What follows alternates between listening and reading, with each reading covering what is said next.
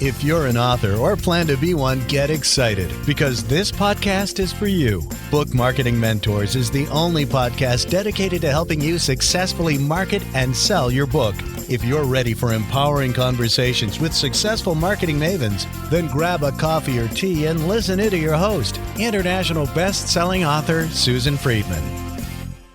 Welcome to Book Marketing Mentors, the weekly podcast where you learn proven strategies, tools, ideas, and tips from the masters. Every week, I introduce you to a marketing master who will share their expertise to help you market and sell more books. Today, my special guest comes all the way from the UK, Peter Thomson. Peter is regarded as the UK's leading strategist for business and personal growth. He started his business in 1972, building and selling 3 companies, which gave him the opportunity to retire at 42. Since then, he's shared his success methods through online programs, books, and mentoring. With over 200 audio and video programs, he's Nightingale Conant's top UK author. He's received an honorary doctorate from the American Intercontinental University in London and a Lifetime Achievement Award from the Institute of Sales Management. Peter helps coaches and consultants amplify their message and create valuable informational products. Peter, what an absolute honor it is to welcome you to the show, and thank you for being this week's guest expert and mentor. Susan, I'm delighted to be here, and I tell you what, I better be pretty darn good after that introduction, hadn't I? I've put the bar very high for you, Peter, so don't disappoint me. I'm sure you won't. I will certainly do my best. Peter, with the time that you've been in business, I think our listeners would love to know, how do you stay motivated and innovated after the decades of success you've had in your field? Well, firstly, I think there's a slight caveat there, but I have some wonderful successes, but I've had some fantastic failures as well. And of course, we learn from both, don't we, as we go along our road. But the way that I stay motivated is this. I'm really fortunate, Susan, that I do who I am. And by that, I mean what I love to do is to share my knowledge, my experience, my expertise, my take on it, which I think is really important, that last word. I think that's where the money is. We talk more about that. Years ago, my mom, when she's alive, used to say to me, I wish you wouldn't work so hard. And I used to say to her, Mom, I never go to work. I go to play and people pay me. It just doesn't get any better than that. Even today in my life now, when I write, I record, I do Zoom calls, and I have subscription programs and memberships from private clients, I just love what I do, is sharing what I know with people to help them be more successful. And I get rewarded for it, both emotionally, physically, and financially. And so, I don't know, I don't want to tempt fate in any way, but I just love it, Susan. I mean, how does it get better than this? Oh, you touched on something, Peter, that I really, emphasize with my clients, and that is, you've got to love what you do, because otherwise you're not going to do it. It's going to be a drag. And the more it's a drag, the less time you're going to do it and enjoy it. So, hey, have fun, play, make it fun. If you don't like to do one thing, try something else, but just have fun with it. And I think it's that passion and enthusiasm that really helps to sell as well. Doesn't it just? There's an expression I wrote years ago, when I was cogitating about why was it that people were never succeeding, it seemed, or so many people weren't succeeding to the level of success that their level of skill says they should. And I was linking to that, why is it that so much training doesn't work long term? And I came up with this little expression, which was this, is people will never consistently do who they aren't. And I know it sounds a bit weird, and it's meant to, but I've felt that when somebody is acting in accord with their identity, they will do that all day long, regardless how hard or difficult it appears, because it's who they are. And yet, if we train somebody to do something and it doesn't match with who they are, they'll do it for a while, but then they'll go back to who they are. Because the flip side of the expression is true. People will consistently do who they are. The reason I love what I do is I'm doing who I am. This is me being, overused word, authentically me. This is me living my life the way I want to live it. I just think that's such an important point is that, and you made the point yourself, if you don't enjoy it, my view is don't do it. Get someone else to do it. I interviewed years ago a very famous British businessman at the time, Sir John Harvey Jones. I don't know if you remember him at all. I was introducing him. I was hosting a J. Abraham seminar in London. And Sir John said this to me. He said, Peter, only ever do what only you can do. And I took that on board, and I think it was a wonderful piece of advice. It's an excellent piece of advice. I think we should have stickers and posters and just it should be on everything. That is beautiful. You do you, and nobody else can do you. We can all be in the same space, and yet we all do ourselves, and we bring something different to the table than somebody else does. So I love it. Yes. Best you can be. After all, who else can be? We can't be anybody else. And if you try to be somebody else, you're going to fail because it's not you. I remember early on when I was starting in the speaking business and very involved with the National Speakers Association. And there was a woman I absolutely adored. And I just thought, I just love everything that she does. I want to be her when I grow up. You know, that was my attitude. And I actually said to her, I said, I want to be you. And she said, no, you don't. You be you. She emphasized that message as well. You can't be me. You can't be me in the same way as I can't be you. Yes. I think that's really important. We see these people and we sort of idolize them and think, oh my goodness, they can do everything right. That's what I need to be doing. So we have to find that for ourselves. And it's something that you've been able to do, you know, with all these audio and video programs. How do you keep generating new ideas, new thoughts, new ways of doing things? What is your motivation? Well, the motivation is because, again, I love doing what I do, but the motivation is that I'm a lifelong learner myself. I watch videos all the time. I attend seminars and webinars. Well, not seminars these days, but webinars all the time. I spend a lot of money on learning materials because I think you have to be a lifelong learner. The world moves so quickly. And I love the expression that Zig Ziglar said. I'm sorry to have lost him indeed, but he said, it's what we learn today gives value to what we learned yesterday. And so I like to learn new stuff so I can look at the other stuff I know and put the two together. And that's often how I create new things. The other thing I'm very aware of is what I see in the marketplace. So I like to listen and learn with two or three different heads on. One as the student going, oh, yeah, that's interesting. I could use that. Secondly, as the teacher by going, oh, if I was going to teach that, I might do this in this way. Oh, when I know what I do, I'd add this to it that I already know. And I tell you what I'll do, I'll make a template for it as well, and I'll do a presentation for it, and I'll add some quotes to it. And I might even interview somebody about it. So I'm just fascinated by the whole process of sharing knowledge and ideas with people, because I think that people are always looking. Well, there's a great expression from years ago. I heard J. Abraham say it first. I don't think it's his original. He said, people are silently begging to be led. And I think that's true. If all of us, we're looking for someone who will give us the golden nuggets, the real way to do things that has been proven to work over time. I'm just fascinated in finding new ideas to share by maybe being in a coffee shop and seeing how somebody serves somebody and thinking, oh, that's got ramifications for anybody in business. Let me expand on that and tell the story of how it happened, then explain to somebody how they can use it too. So that's what keeps me going, Susan. Yes, that's beautiful. I love that. Looking at different ways to do things. They say there's nothing new under the sun, but it's just a different way of presenting it.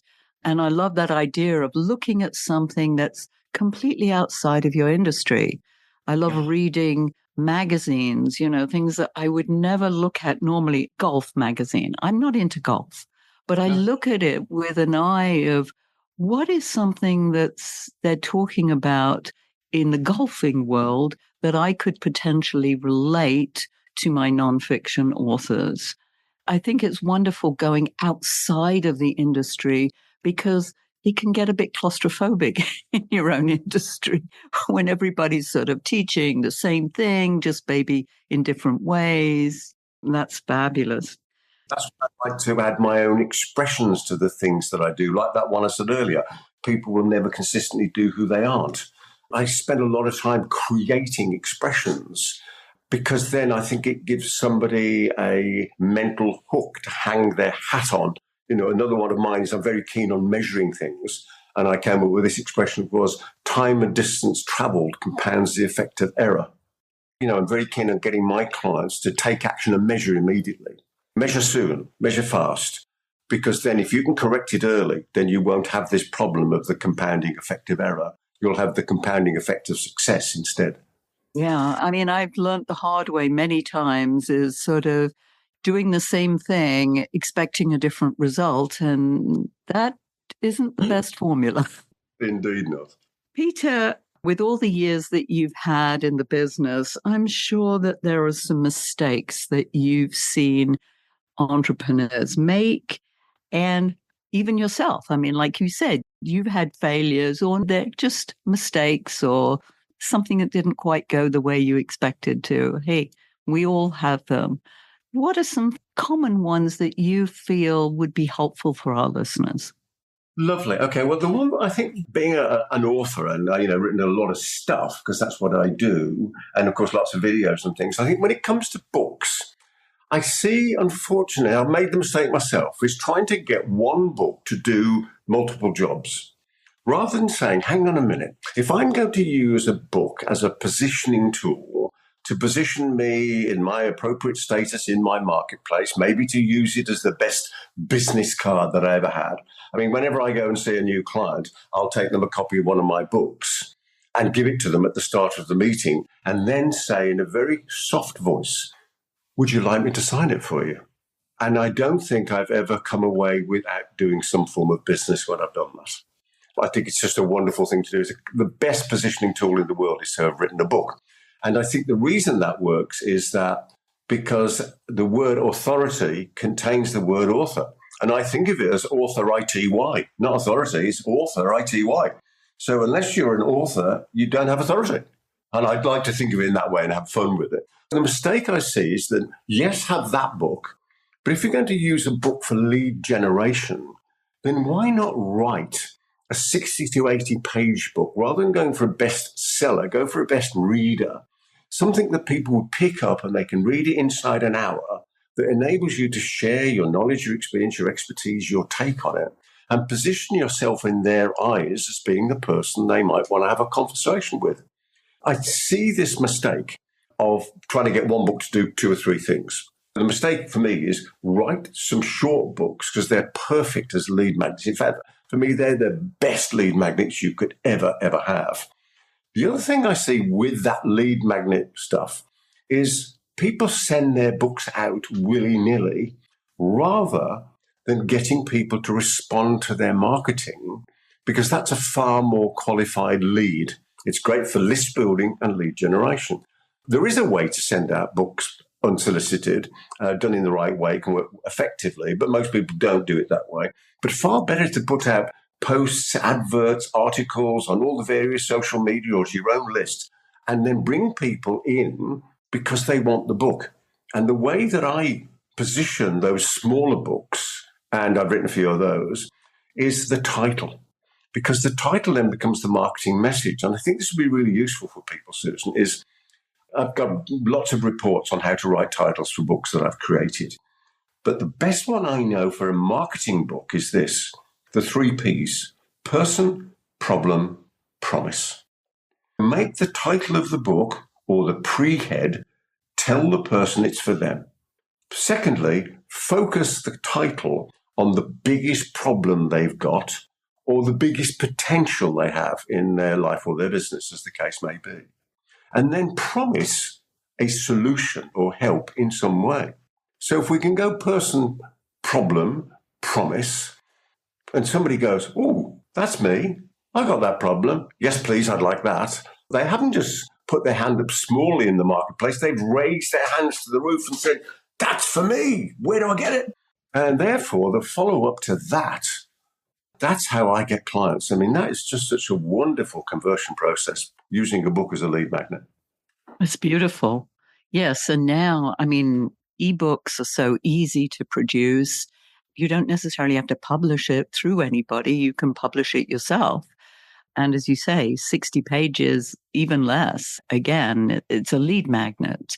It's something to show your authority. And I love that whole author to authority, which is, in fact, an expression that I use and one that I do a coaching program on, that whole principle of author to authority.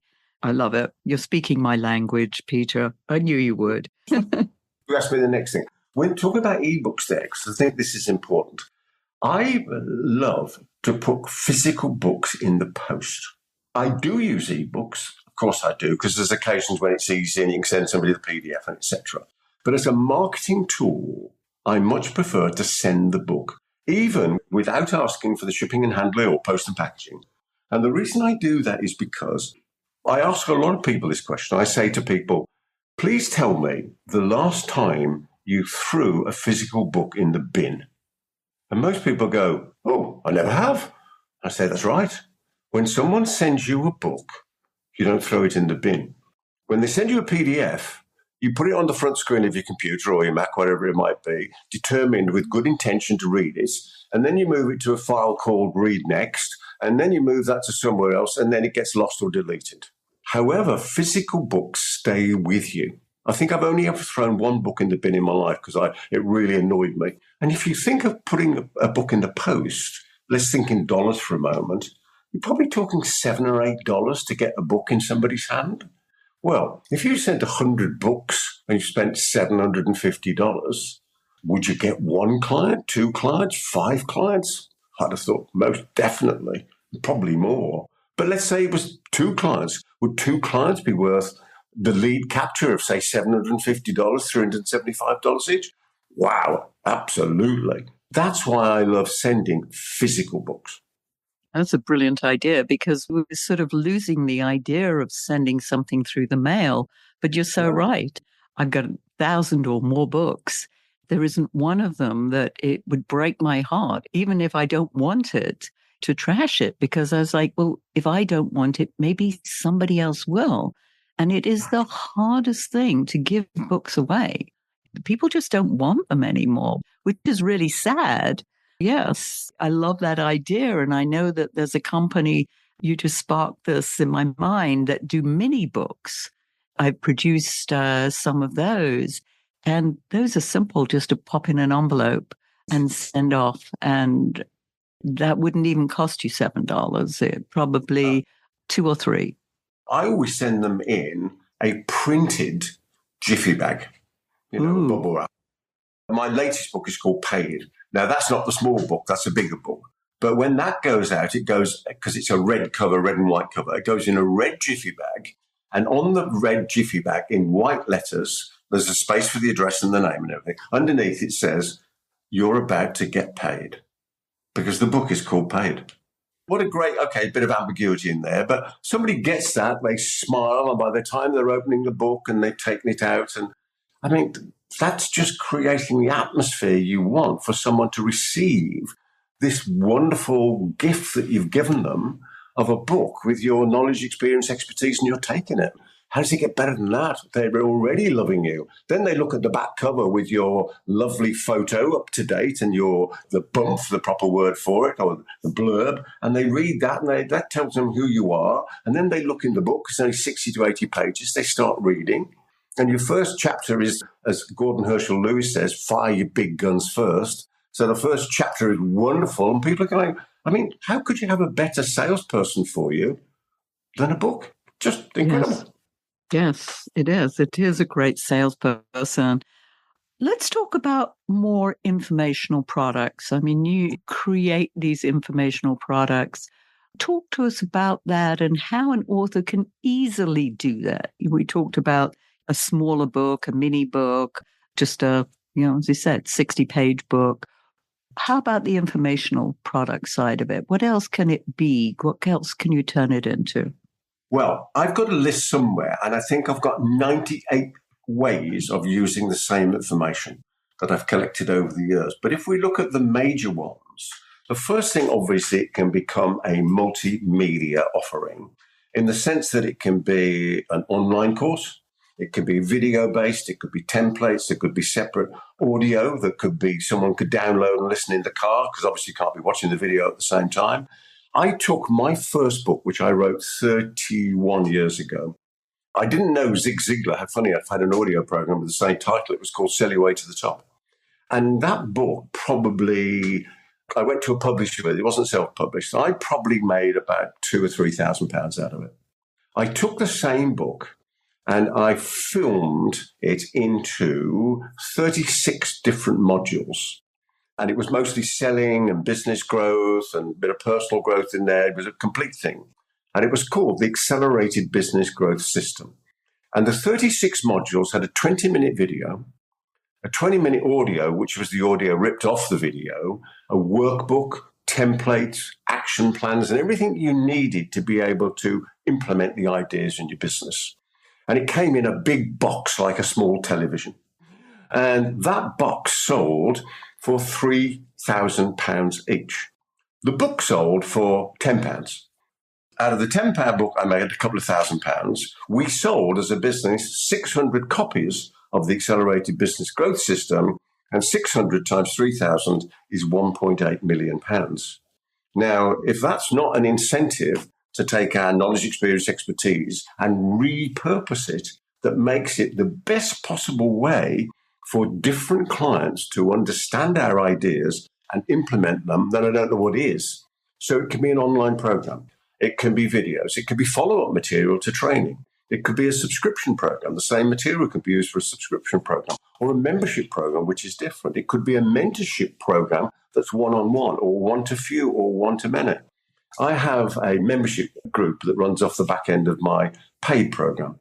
I used to, years ago, I had what I believe was the first audio newsletter in the world, because this is a long time ago, 1998 or something. And it was called The Achiever's Edge. And The Achiever's Edge was a 72-minute long, this is going to make you smile, Susan, cassette, right? It was a cassette. And it went out monthly to subscribers. And it was £10 a month, plus the P&P, shipping and handling. And at the peak, we had 3,000 subscribers. Now, that's 3,000 people paying you £10, $15, whatever it is a month. And I had that running for 13 years. I'm not being flash with the numbers, but just, that's £3 million. But it's repurposing our knowledge, experience, expertise, and take on it into different things. What about taking the same information and making short reports, 1 or 2 page reports that's used for lead generation? What about taking those and making a video on YouTube? What about taking the information these days, whacking it into AI, clone your voice and make whatever you want? I mean, the possibilities are endless. You can make a card deck with it. You could take the contents of a book, make a card deck. You could follow Paulette Ensign and make a tips booklet instead. I mean, just so many different ways.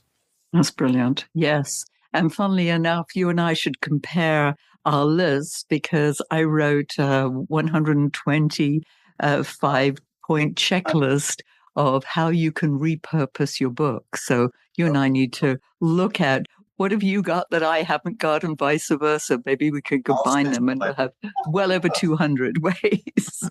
Yeah, well, I think there'll be some crossover for sure, but without any doubt. But hey, but these simple ones, you're absolutely right. And I often tell authors that you can charge far more for a workbook than you can for a paperback or a hardcover book, because people perceive it. And this is the word, the perception is that it has a different and more value when it's a workbook versus another softcover book, another hardcover book on sales or whatever topic, leadership, motivation.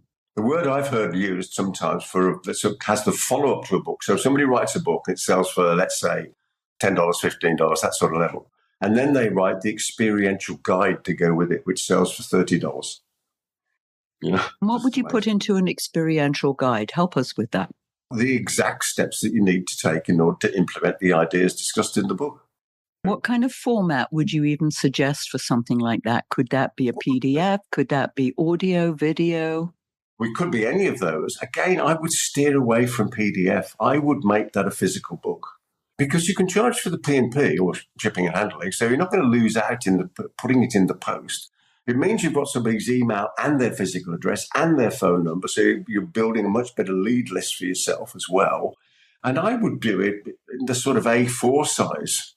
I mean, that's probably a UK size, but you know what I mean? That sort of larger 8.5 size. by 11. That's the sort of equivalent to our 8.5 by 11. Exactly. That sort of level. And it could be softback and it's a usable book. It's an experiential guide. Well, do you remember the Celestine prophecy? Do you remember that one? Oh, yes. Yeah, well, they said it was in every handbag in the world, the Celestine prophecy. So many were sold. It was classic. I mean, it was a man's book as well, but a lot of women loved that book. It's a great book. And then they had, of course, the 9th lesson or insight that came behind it. That was the follow-up. And then the 3rd book in the series was the Celestine Prophecy, the Experiential Guide. Classic stuff. Classic marketing. Loved it. So many different ways of doing it. Fantastic. Well, that's a great segue, Peter, into our listeners finding out how they can find out more about you, your services, your books. Where do you want to take them? Well, I think the easiest way is my latest book, as I mentioned, is called Paid. I'll tell you what the strapline is on it. It says, reveals the 10 secrets for being richly rewarded for the value you deliver and the cascading impact you make in our world. Because I am hyper about getting consultants, coaches, authors properly rewarded for the difference that we make in the world. We don't drop a pebble in the pond of life. We throw a big brick in there.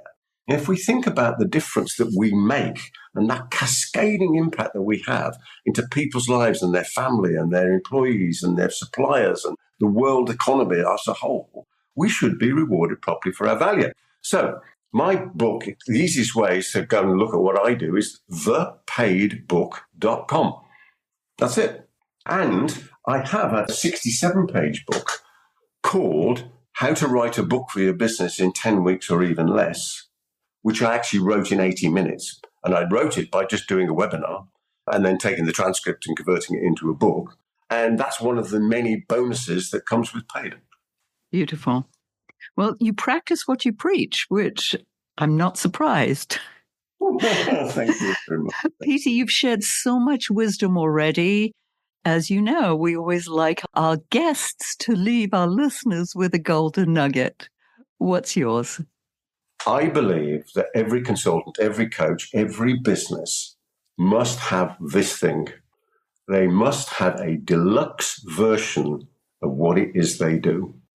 Because there will always be a small number of clients, 5, 10, maybe 20%, who want more of us and more of what we do, and they want it faster and smoother and more help, and they want it done for them or done with them.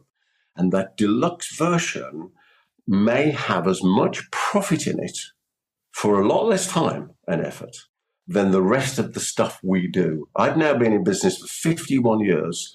And way back 51 years ago, when I was a private investigator, I still had a deluxe version of what I did. And I've been doing deluxing ever since. And it is one of the best pieces of business advice I could give to anyone. Definitely have a deluxe version of what you do. That's a brilliant idea. I love the idea of that. Deluxe Peter. Yes, Deluxe Susan. Deluxe listeners. All of you can have a deluxe version of yourselves and what you offer. This is brilliant. Peter, thank you so, so much for taking the time to do this and sharing your years of wisdom and the fact that you ain't done yet. You keep going. So hats off to you. I'm so thrilled that we were able to do this. And listeners, if your book isn't selling the way you wanted or expected to, let's you and I jump on a quick call together to brainstorm ways to ramp up those sales because you've invested a whole lot of time, money, and energy, and it's time you got the return you were hoping for. Go to bookmarketingbrainstorm.com to schedule your free call.